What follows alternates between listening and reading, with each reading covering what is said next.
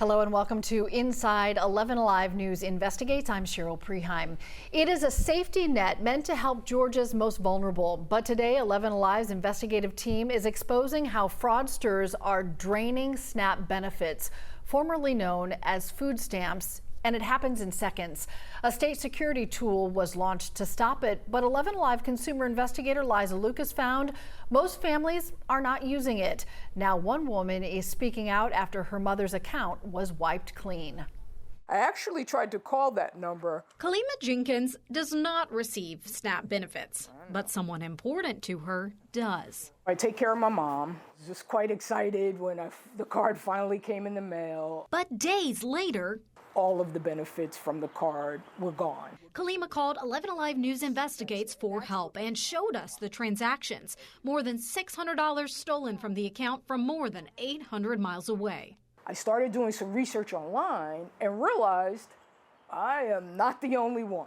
She says no one told her about a security feature designed to stop this. There was no indication no warning that this potential fraud is happening or telling me, hey, we have this feature, lock this card. The lock feature lets families secure their SNAP card between purchases. It rolled out in Georgia last December, designed to stop thieves who were skimming and cloning cards. But 11Alive discovered only 6% of Georgia's SNAP households are using it, and the theft hasn't stopped.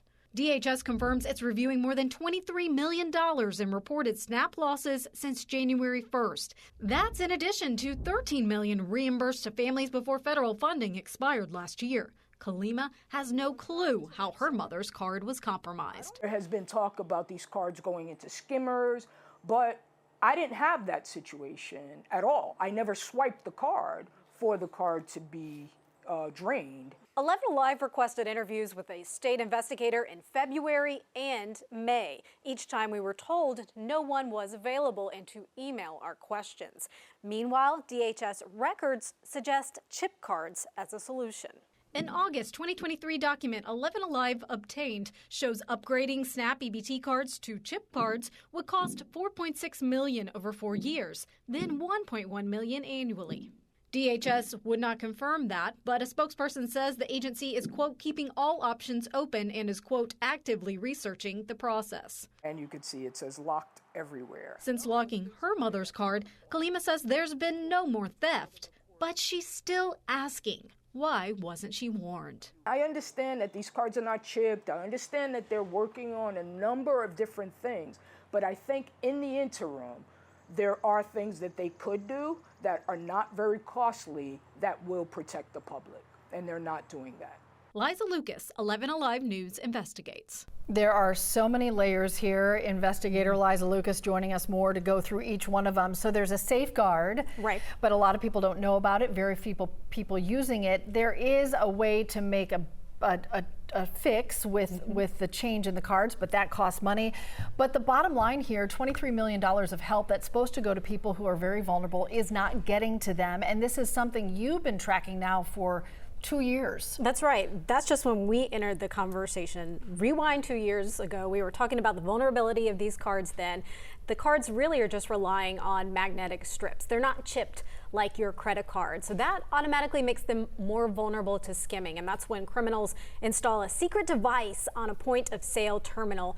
They steal your card info, they clone it. Now, while the USDA has encouraged states to move to chip cards, there's no mandate, despite some members of Congress wanting to require that. There has been legislation, there has been talk about making that requirement, putting that into law, but so far efforts have stalled, and we're going to be watching to see if a bill this session gets any traction. And Cheryl, the thefts are really big deals for families. We hear from people all the time wondering how they're going to put food on the table because there's no more reimbursement. Now, previously, these families did get reimbursed because Congress had some funding set aside for the past 2 years.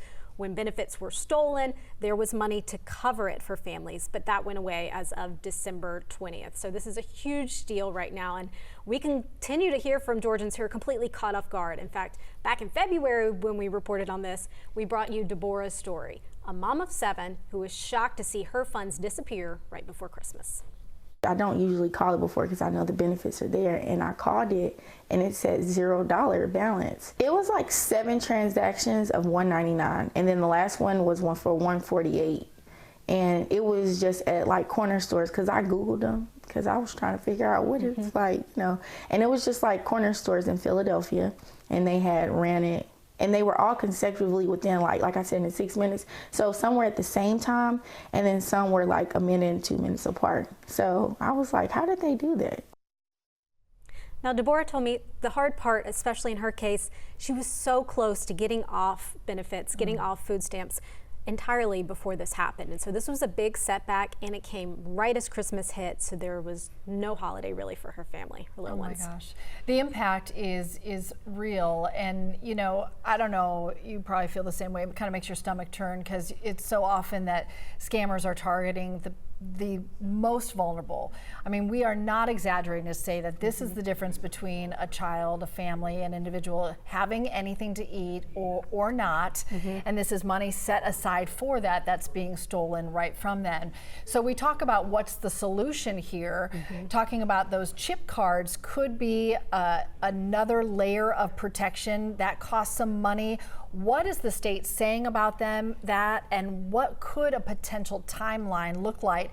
Because it doesn't seem like the scammers are stopping. This is 2 years plus happening a lot of places. Right. So a fix has to be a conversation of priority. So we've been asking those questions, and of course turning to open records as well. And we have seen as far back as of August 2023, as you saw in the story, those conversations are being had. The state had a proposal about how much this would cost to chip cards here in Georgia, and they wouldn't comment further as of our latest story, but they did tell me that they are keeping their options open and they're continuing to watch as other states roll this out. Now, any change like chipping cards would also likely need lawmaker approval through the state budget process. So we have to acknowledge that. Retailers would also have to get on board here. So there's a lot of moving parts to this puzzle, but other states, meanwhile, are ahead. California has chip cards in place. States like New Jersey, Alabama, they're also working on it. And some are to the point, Cheryl, where they're testing mobile payments. Because remember, chip cards is old technology. We've had it forever on our credit cards. Yeah, no doubt about it. You know, it was interesting. Kalima did a lot of research. She was very proactive. And then she was really surprised to find out that there was that lock feature on that current card. It's something she'd not heard about. A lot of people haven't heard about.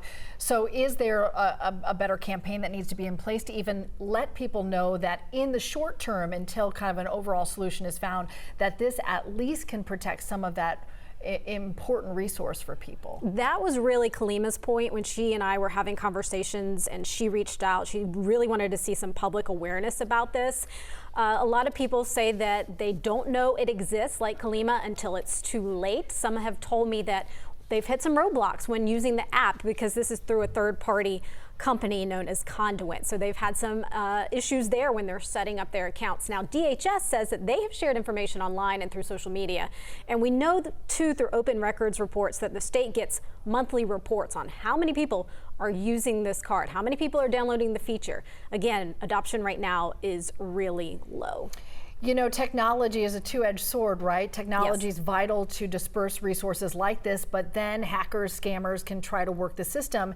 Interesting that in Kalima's case, her card was never swiped, so that's a whole nother investigation that has to be part of this puzzle that you talked about. That's right, and since our story aired, actually, we heard from the state when it comes to Kalima's case, they really want to talk to her further because she didn't use that card at a point of sale. She used it just online, one single purchase, and then that money was gone. So it's unclear how the thieves in this case got her mother's card. And I have had other people come to 11Alive and say similar stories. So this is not an isolated case, but it's one that we have asked the state about before. We've asked to speak to investigators who are in the trenches when it comes to this type of fraud. Now, no interview to date. They've continued to kind of answer our questions on the side, but they keep a lot of that close to the vest. Now, separately, we know federal investigators from the USDA and Secret Service and Homeland Security, they've made some publicized busts, so to speak, in recent months, particularly in May. We've had a couple that have really pointed to organized fraud rings, one out of California, one in New York, and we're going to give you a little closer look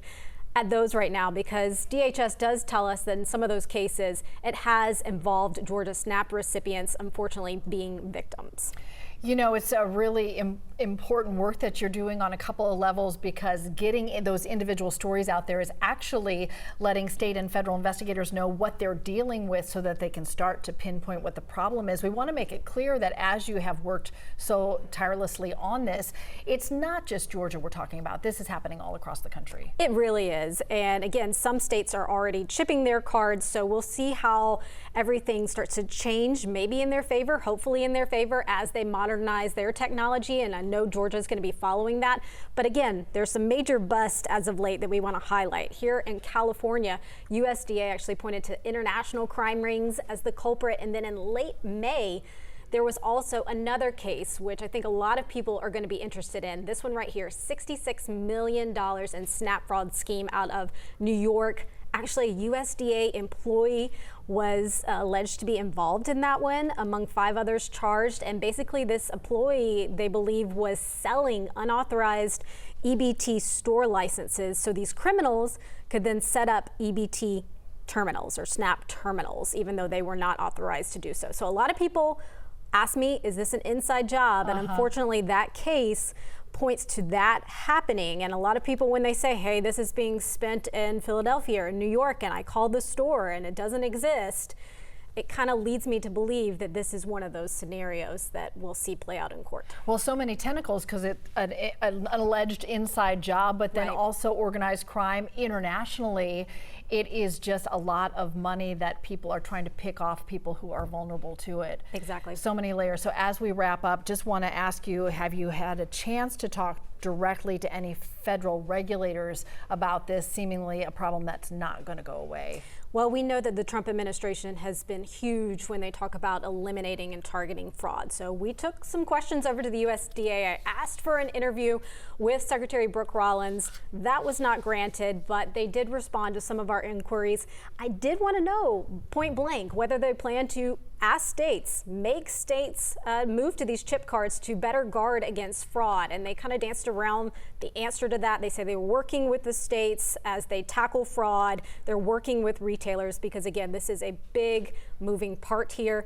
We're going to continue to stay on top of it and watch as these other states implement the technology and see if we see any movement in Georgia. And as consumer prices keep going up, more and more individuals and families finding themselves right on that fine line between being able to make it even with working and not being able to do that. So really important ongoing conversation. I know you'll continue to ask the questions as we need to for 11Alive News Investigates.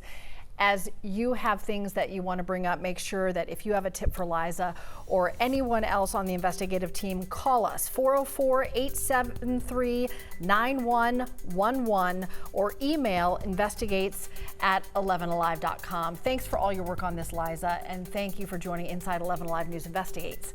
Take care.